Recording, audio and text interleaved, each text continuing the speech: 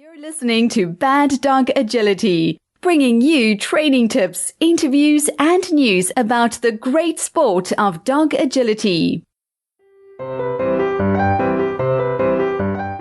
I'm Jennifer. I'm Esteban. And I'm Sarah, and this is episode 210. Today's podcast is brought to you by Elite Science. Unlock your dog's full potential with a unique competitive edge solution, 1-TDC. 1-tetradecanol complex is a patented blend of unique fatty acid oils designed to safely and effectively keep joints and muscles at their best to maximize performance and shorten recovery time. 1-TDC is the next generation of fatty acids and is used by many current and past national agility champions and world team members. All of our listeners will automatically qualify for a great 1-TDC special offer by purchasing online at BDA1TDC.com. That's BDA, the number 1, TDC.com. Today's podcast is also brought to you by HitItBoard.com. HitItBoard.com has the innovative training tools you need for agility. Having problems with the dog walker A-frame? The HitItBoard can fix that. Your dog doesn't like tugging? They'll love the Tug It. Can't move your A-frame around by yourself? The Move It can. Go to hititboard.com and use discount code BDA10 to get 10% off your order. That's hititboard.com. In today's podcast, we are going to be talking about goal setting for big events. And I want to start off with the idea of why we goal set in the first place. And in my opinion, setting goals helps you set your training agenda. It's part of your preparation for these big events. And we also get a little bit of a feedback loop. So however you perform at the event, there's going to be some relationship to how many of your goals that you met. And then you're going to be able to set goals for the next event, the following year, or whatever it is that you happen to be working on.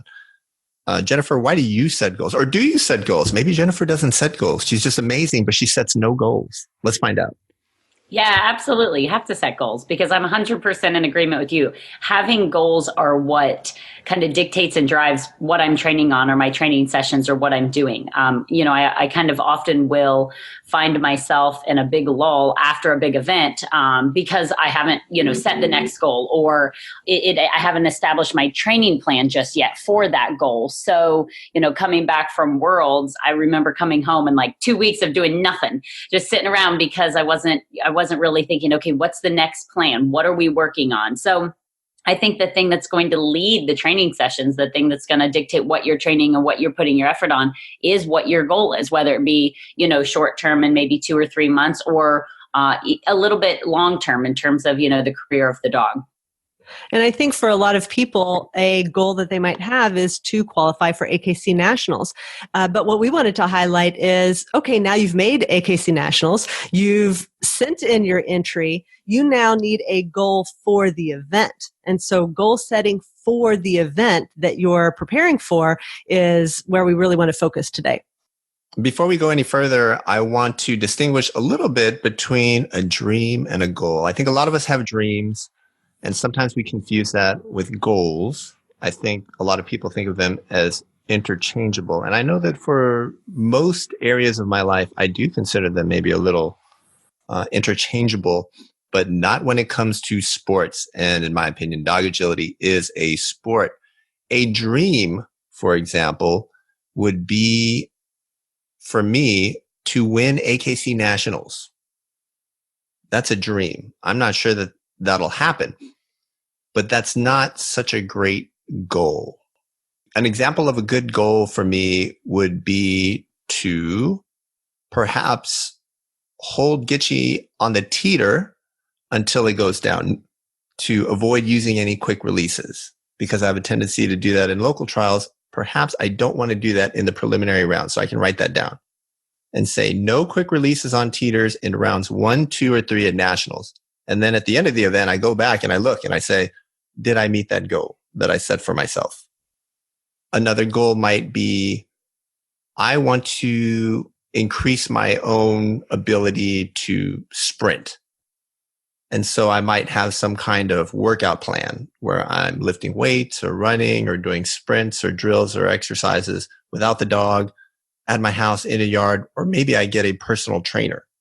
So that's a very different kind of goal than to say, hey, I'd like to win the National Agility Championship. I think of that as more like a dream. What do you think? I think a nice shorthand for that is that goals are going to support your dreams. So if you meet all of your goals, you've got a much better chance of meeting your dream. But the thing about dreams, especially in agility, is that, when we think about these really results-based things, it's not 100% in your control. So goals are things that you have a large amount of control over. Yeah, that's exactly what I was thinking is, kind of separating the two. The goals are things that you can take action for. You are in control of whether you release sketchy early on the teeter, or you are in control of getting the trainer and sprinting faster. But to win nationals, there's so many external factors. You don't know what everybody else is doing. You don't know what training they're doing. And you can have the best performance of your life, have met all those goals, and your dream still not happen because somebody else has a faster dog or somebody else is sprinting a little bit faster. So yeah, I definitely think you got to look at the element of how much you control it versus those results-based goals, which you have a little less say over. That is such a great point. And I think a lot of unhappiness in general in life, not just dog agility, comes when the reality doesn't meet whatever expectation you have. If you walk into a meeting with your boss and you happen to know that your coworker who does the exact same job makes $50,000 a year, and your boss says, "Okay, we're going to give you $30,000 a year," and you are expecting at least $50,000, you are going to feel disappointed. But if you walk in there and the boss offers $75,000 a year, and you are only expecting $50,000, you're going to be very, very excited. So I think expectation is a really big deal. And if I go into AKC Nationals and my goal is to win, as Jennifer pointed out, I can have great runs in the preliminary rounds. I can have an absolutely beautiful, perfect finals round where I and my dog cannot run any faster, any better, and still finish second, third, or fourth place. And because the expectation and results aren't matching up there, I think you can take a blow psychologically, take some damage there, and be very unhappy when you probably should not be. And so I think a lot of goal setting is very much related to setting expectations. Okay, so I'm somebody who's listening to this podcast. I'm going to my first AKC Nationals. I don't really goal set. And now I'm listening to all these big time winning handlers talk about goal setting. It seems like everybody's doing it. You're telling me, okay, don't try and win nationals. That shouldn't be a goal. So what are some good goals? Well, I'm going to give you some very common ones that I hear from people in the agility world. And I'd like you guys to tell me if they're good or bad or how they can be improved. And I think one thing people love to say is, my goal for nationals is to go and run as fast as I possibly can, me and my dog, in every round. What do you guys think? Good goal? Well, I think it's extremely hard to measure, right? Like how do you know you're running as fast as you possibly can? I totally agree. A lot of goal setting, when we look at the results, should be measurable. So let's back it up again. Let's say that I'm an athlete.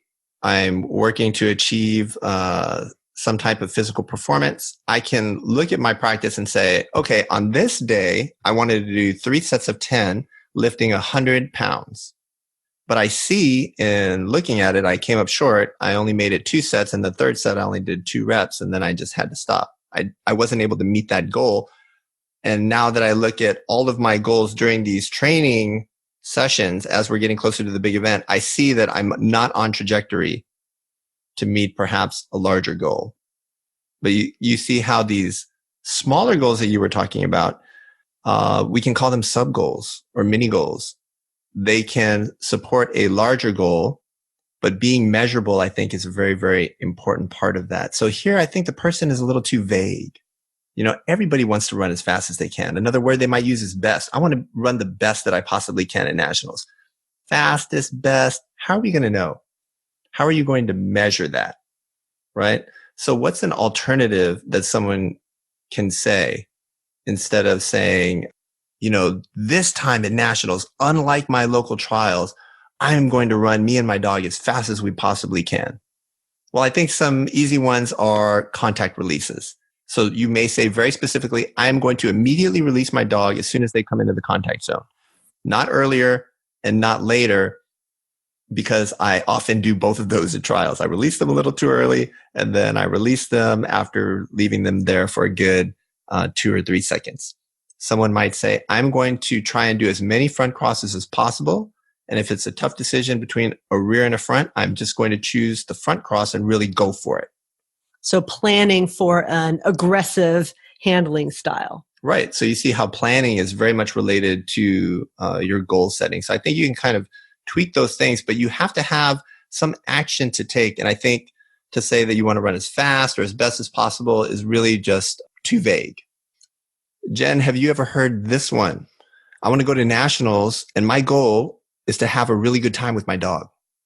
Oh, yeah, of course you've heard that one. You hear that a lot from the first timers. You know, they get qualified, they maybe haven't been, and they set that, I want to go and have a good time. And that's just, you know, there's so many things that we could try to change about that or tweak. It's really not a great goal. You know, it's not specific. It's hard to measure, you know, and yeah, you can sit there and say, okay, on Sunday, did you have a good time? Well, you could probably go and have a good time and not be competing. Go out to dinner with your friends and get to watch some of the best of the country, and you weren't there with the dog. So, you know, how do you measure that? So yeah, you hear that one a lot, and that's definitely one that we need to, you know, clean up. We need to reassess. That's also one that makes it very difficult to set a training plan. So if I sit and say, okay, 2 months out, I want to go and have a good time. How am I going to take that into class next week? How am I going to take that into my private next week and use that to dictate and control what I'm training? Versus something that is far more specific, whether it be the contact releases or, you know, one for me is, I'll tell you, with Swift, one of my goals is I would like to have no knocked bars. I know that one's a little bit iffy because you can get into factors like surface. But what I'm doing right now is I'm doing a decent amount of strengthening because I think that there's a lot of rear end power that's coming through his jumping, and I'm doing a lot of jump training. So knowing that my goal is focused on jumping and the jumping efforts, that's really controlling and dictating a lot of what I'm doing in the months leading up to it. I think a great goal that would lead you to having a good time with your dog is to say, my goal is to design and perfect my into and out of the ring routine, knowing how I'm going to get my dog, you know, from the crate to the ring, and then how I'm going to get my dog from the ring to the crate. That's going to affect the dog's happiness quite a bit in terms of what you do there, but that's something very specific that you can work on in the weeks leading up and developing that routine for you and your dog. I completely agree with both of you. I think there's something that's maybe a little bit related, and that would be for people who generally have a very negative outlook on life and competition, and especially if they haven't had success at these big events before, or perhaps they are first timers. If you know you're that kind of person, just like with agility performance, you can create goals for your happiness. It sounds weird, but Jen kind of gave you a little bit of insight there. Something that I like to do to make sure I have a good time no matter what happens at nationals is to eat a lot of dessert. I was just going to say that. So I was literally just going to say that. So leading up to the event, I train very hard in the gym, out there in the field. I eat right.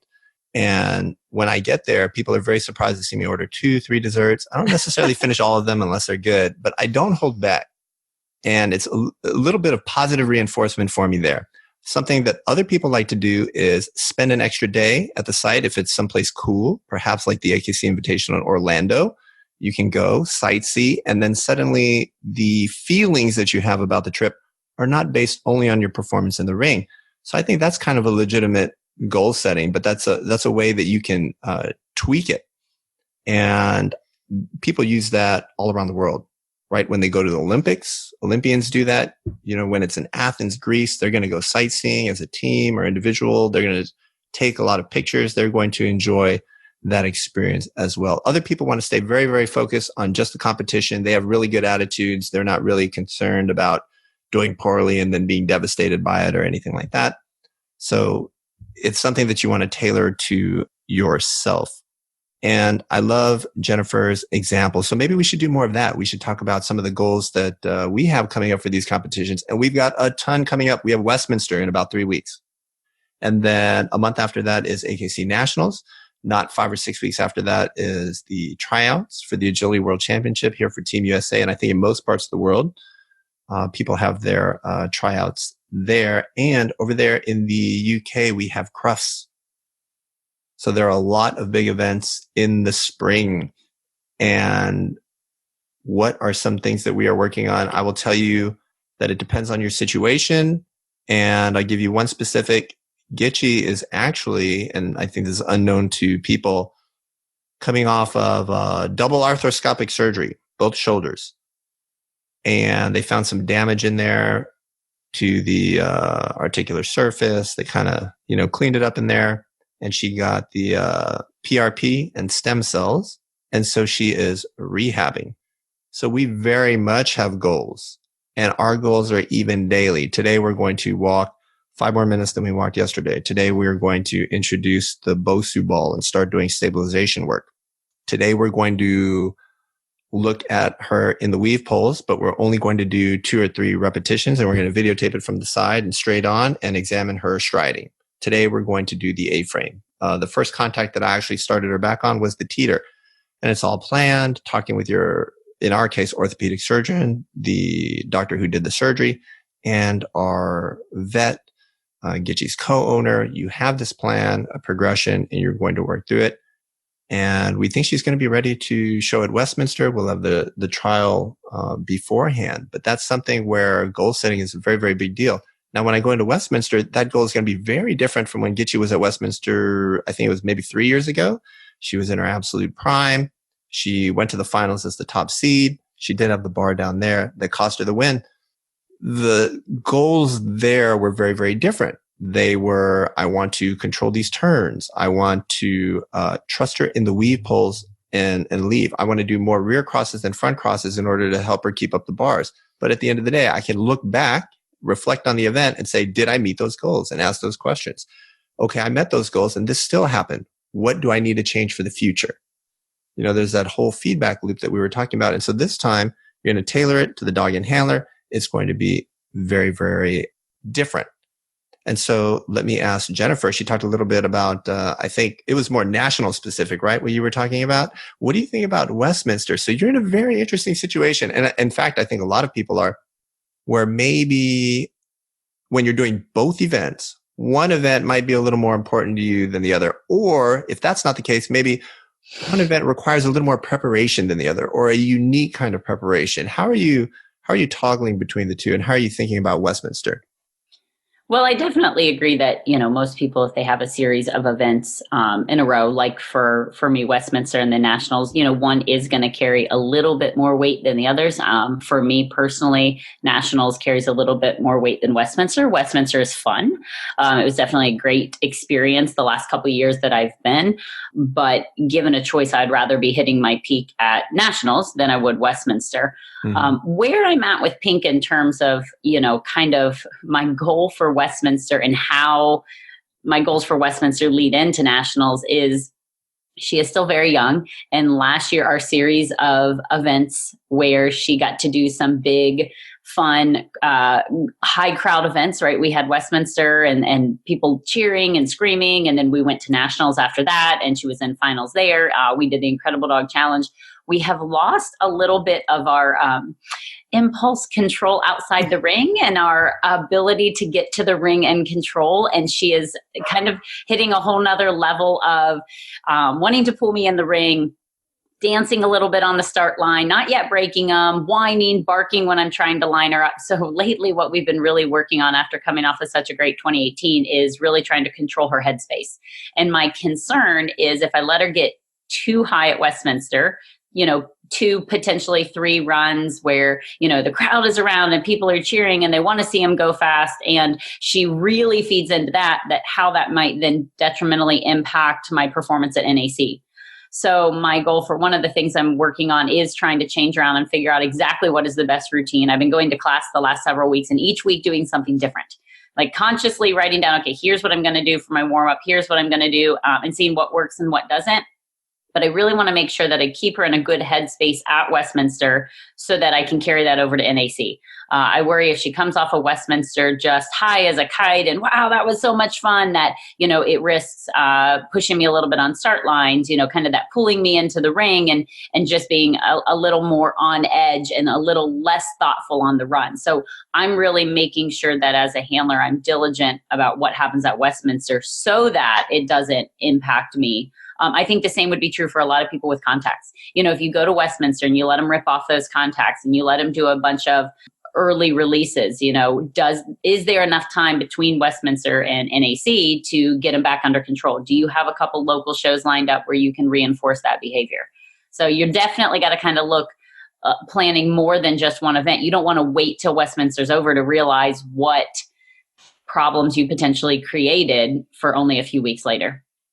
That is fantastic. I think what you've done there is identify a weakness and you're going to address them in training. And I think basically that's what we're doing here. People need to understand that. And once they do, I think goal setting really starts to make sense. Oh, my dog flies off the A-frame. This is what I need to be doing in practice. And not just practice, but think of local trials as extensions of your practice, of your daily work or your work at home or your weekly class. I've had runs at local trials where I say, all right, we're 3 weeks away from nationals. I don't know that I can make a front cross here. I'm not sure, but let's find out. I'm going to try it. I'll pick another run and say, I would normally do front crosses here. I'm just going to do all rear crosses. Or holding your contacts. I think that's a big one that a lot of top handlers do when they have stop contacts heading into nationals. And so that is going to form the basis of your training. And that's how your goals are going to inform your training.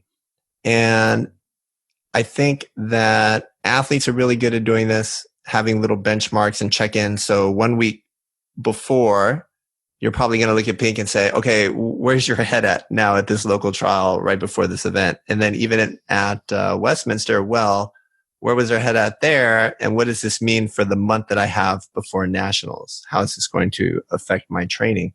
And so I think that is a very good thing. And we had talked about it, I think, in a different podcast, right? Implementing a taper. Did we talk about tapering on a podcast yet? I believe we talked about like planning your season and how that affects the work that you do, right before the event versus right after the event versus kind of in the middle and all of that kind of stuff. Right. So I think you can probably link to that podcast. But the idea here is that there's no real cramming for big events. Sometimes you have to for very specific skills. The ones that come to mind are contacts and start lines. But in general, if you're having problems with, say, a weave entry, you don't want to do 50 sets of weave pulls the day before you leave on a 2-day drive to go to a big national event. You want to put that at the beginning of your, say, 8-week training cycle. You want to carefully plan your training so that you're tapering down the dog's activity so that they're at peak form, not under peak strain or duress or workload right before the event. Here's my logical argument against cramming. And that is, especially this, extreme last minute, like the day before, you're asking yourself, well, should I do one last session of hard entries? And when you look at the range of possible outcomes, if they do it great, you feel great, but you probably didn't change anything. They had it already. And if they miss it, you feel horrible going into the event, and they may or may not miss it at the event, but there's no time to change it. So it is, all you're getting is information. 50% of the time it might be bad if we're saying flip a coin and they either get it or they don't. And it doesn't affect anything. So there's no real reason to do that to yourself. All right. I think the next key thing that I wanted to talk about was doing the work. So lots of people are really good at setting up goals. They set them up very similarly to how we've talked about, but they don't actually put in the practice. So just remember, you actually have to put in the time. You have to make the effort. You actually have to do some things. Otherwise, things may not go your way. And lastly, you're going to get to the post-event analysis. And I think this is the part of goal setting that no one talks about and that very few people, frankly, do. They just go on and start setting goals for the next event. They kind of think about what just happened, but not in a very systematic way. once you have an event, you have information. You have a lot of information, and failure should not be viewed in a negative way, but all too often it is. It's such a part of our sport that I find it difficult to talk with people, even my training partners or friends, about what has just happened. I will say something like, Gitchy had 4 bars and 3 of them were on backsides. I'm going to go ahead and really work on that, I think, in the next couple of weeks. And the first thing they might say is, oh, no, but she was great. And the dogs walks were amazing. And the contacts were good. I'd say, oh, okay. Hey, I didn't know we were still, congratulating about the event. I'm not making a value judgment or anything. I'm just already mentally planning for the next thing. And I'm already analyzing when I look at these videos where we made mistakes, where we were weak, where we were strong, where we could be better. And then I need to partition that training time, right? If my dog never misses the weave pulls and they can do all kinds of crazy entries, does it make a lot of sense to do 90% of your training as weave pulls? No, it does not. And so I think as people, we tend to practice what we're good at. We tend to avoid what we're not good at.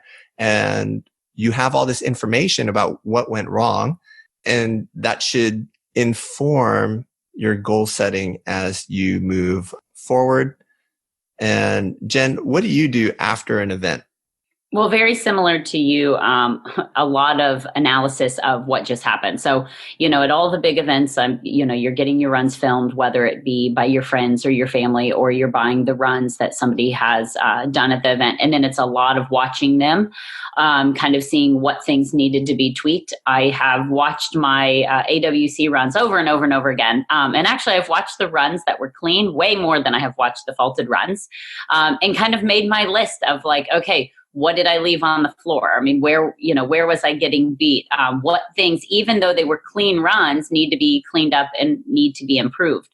And I think, I'm very much like you. You come off of a big event and my brain goes to, okay, what do I need to work on? What do I need to go home and improve? And it is hard sometimes. People, oh no, you were great. And yes, I'm not taking away from, what we did accomplish, but it is kind of like you said, the action. You got to do the work. You got to identify, you got to get out there, and you got to change it. You can't just say, oh, my dog walk was slow and, I got beat there. That's identifying it. You got to be actually having a plan and going out there and figuring out what you're going to do. I really like that, because I think as dog trainers, especially dog agility trainers, we view ourselves as very positive in perhaps comparison to other dog sports and general pet owners, dog owners. And we want the dog, just like we do in training, to think that failure is not a big deal. You fail, it's information. And so now we're going to change something about the way we train. So you go to a big event and it's a disaster. Everything goes wrong. And I think the novice person is going to look at that and say, everything went wrong. I shouldn't go to nationals anymore. Whereas I think the experienced competitor is going to look at that and break down everything. This is where my dog first went off course. And I see now that the tunnel was obviously a very tough off course in this situation. Multiple other dogs did it. And my handling was late here because I was out of position. What are some things that I can do? I could have maybe opted for another maneuver. I needed to be standing in a different place. I'm going to look for those spots in my training. Okay. What was the next mistake? We popped the 10th weave pull. Okay, I need to practice being able to move away from my dog laterally while they are in the weave pulls. And so I think that those are the approaches we need to take when dealing with big disaster runs. You kind of want to just break it down and go one at a time. But again, it informs your training and your goal setting for the next however many weeks, months, or the entirety of the year until you get to that next big event. Yeah, we are often positive with our dogs, but not positive with ourselves.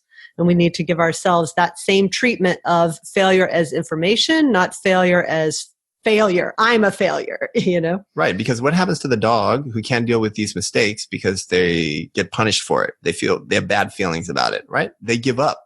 They go into avoidance. They start sniffing the ground. They don't want to be there. They move more slowly. The same thing is going to happen to you as the handler. You're going to have a bad experience. You're not going to be able to analyze it properly. And then you're going to say, I don't do nationals. I don't do big events. I'm not going to go to Westminster, even though I secretly really, really want to. And so you don't want to end up in that situation. And so I think goal setting in that sense can really help you out. The other thing that I think is important with goal setting that I'll add kind of, from the instructor side as well is make sure it's a conversation you have with your instructor, with your coach, if you have one. A lot of times I have students that come once a month. They'll come in and I'll be like, okay, what are we working on? Where are we at? What do we need to work on and address today? And they're like, oh, I don't know, whatever. If I get that response, typically the very next question is, okay, well, what are your goals? Because your goals should be dictating and directing, what we're working on, what you're training. So often if somebody comes to me and doesn't have a real good training plan, it's because they don't have real good goals. So we might have to spend a little bit talking about setting some goals, making sure that we have good goals, and then letting your instructor just know what they are so that they can help with the training session. So, like you were using the weave poles before, I don't want a student to come in and I say, okay, we're going to do a whole bunch of weave pole stuff. And afterwards the person say, well, I always felt pretty good about my weave poles. I didn't need to be doing that last 30 minutes. Let me know where you're at. Let me know, what it is that you're working towards. And a lot of people out there that are coaching or teaching, they might have some valuable insight as well, into how to tweak your goals to make them more specific, to make them more attainable, to make them more measurable and those things. So I think it definitely needs to be something that you have a conversation with if you have an instructor or coach or someone you're working with. It turns out that I actually am really good at setting hair care goals. I just realized this because every time I go to the hairdresser and they ask me, okay, what are we going to do today? I say, I don't really know, but I'm not going to spend more than 5 minutes and I'm not going to blow dry it. And they say, okay. And then they cut my hair. It's perfect. There you go. It's about setting expectations. And then it makes you happy and they know exactly what to do. Hey, I like that. All right. To wrap up everything that we've been talking about, goal setting for big events, you should definitely do it. That's the first thing. So if you're not goal setting, go ahead and try it out. Pick an event, do it. If you're not going to a big national event, pick a local trial. You can certainly goal set for that as well. Why should you set goals? Of course, to set your training agenda so you know exactly what you need to do in training. And when you look at your post-event analysis, it's going to help you set your goals for the next event. Goal setting is definitely about expectations. A lot of times people are unhappy when the reality doesn't quite meet the expectation. And there's a big difference between your dream and your goal. And so make sure that you can distinguish in your mind the two. There's nothing wrong with having big dreams. We all have big dreams in agility. But we don't want vague goals. We want them to be very specific so we can create sub goals or little mini goals that kind of support that larger goal. And the last thing we want is to have things that we can measure, things that we can look at and say, hey, I have met these goals. Maybe I need to set more goals, harder goals, things along those lines. Also, don't forget, once you have these goals, you actually have to go out and do it. So I think a lot of people forget that part. All right. Well, that's it for this week's podcast. We've got to let Esteban and Jennifer go get their training sessions in to meet their Westminster and Nationals goals with their dogs. And we'd like to thank our sponsors, hititboard.com and Elite Science. Happy training.